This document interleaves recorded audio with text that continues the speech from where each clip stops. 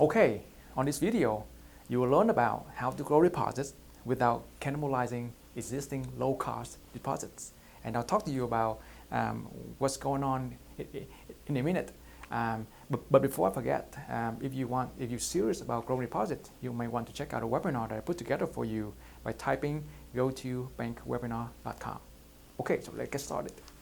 Okay, here's another question from Greg. So he asked, so when I asked him what is the number one question about growing deposits, and he asked about, okay, growing deposit without cannibalizing existing low-cost deposit. And that's a great question, Greg.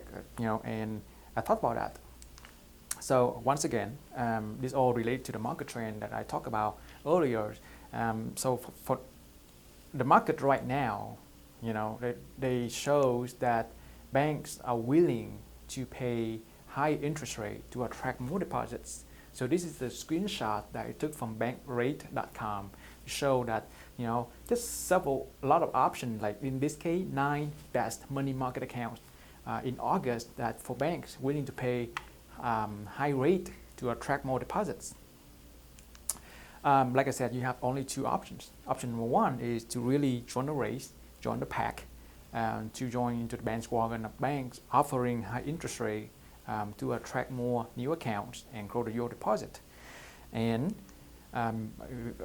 it all boils down to the question is that how much are you willing to invest to acquire one customers?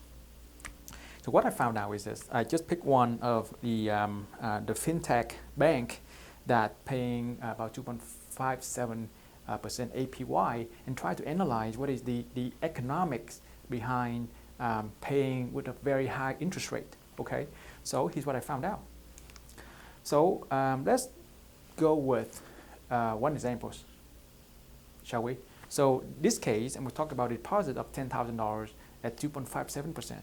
So Wealthfront will pay customers, in this case, $257 in interest. So at the end of 12 months, that customer should have had $10,257.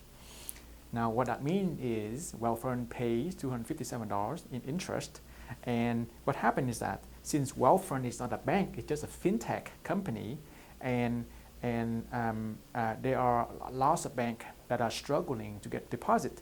So what happened is that Wealthfront reached out to those banks and said, hey, we have a way to get you a lot of deposit. Would you be interested in joining us, right? I said, yeah, I want deposit, right? So they joined Wealthfront network, and Wealthfront said, I give you deposit, and what happened?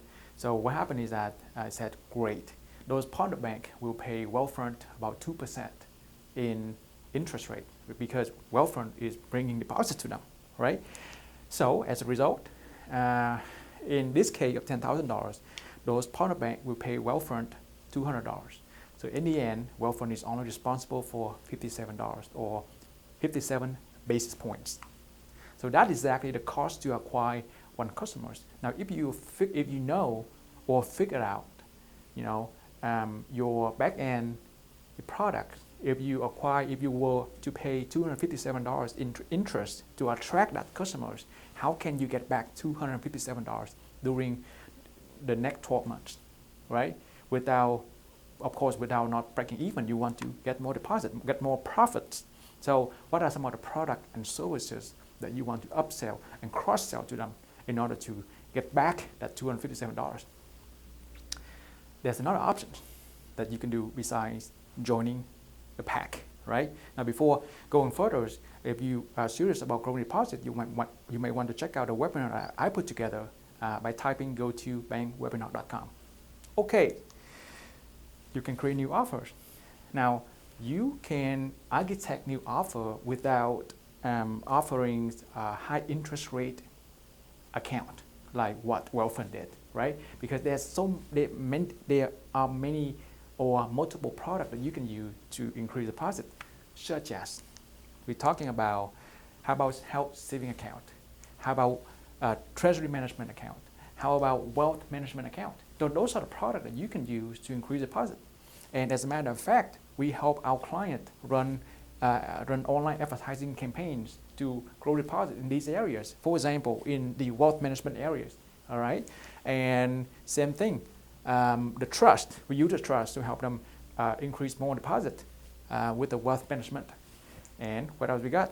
And with that result, you know, when you compete with, when you use the wealth management campaigns, your competitors, right? You don't have a lot of competitors. You don't have smaller one, but you got big one from Edward Jones, Fidelity, TD Ameritrade, Merrill Lynch. But guess what? We were able to beat them at their own games, right? As you can see, the blue dot is actually where we are. This is our client, right? We help them run the online campaigns, and you see the remaining dots, or the big four, and we were able to, you know, beat them at their own game and blew them out of the water. See what happens? Okay, I want to, so this graph, it basically tells you a little bit about the campaigns. I want to explain a little bit. The blue line is basically for the clicks. The orange one is for the impression. The yellow one is for the conversions. And the green one is the cost of running the campaigns. So as a business mind, you would like, okay, how about what if I want to get maximum result for minimal cost? That is exactly what you see right here. As you can see, the cost line is staying at the bottom, you know, compared to other lines. So what does it mean? It means that from this graph, to be honest with you, when you see that the cost is basically going sideways, it's not increasing or decreasing, going sideways. Meanwhile, some other metrics that you really want, from clicks to conversion, they are popping up real high, right? They are on the upwards trending. So this is exactly what you are looking for into a profitable campaigns.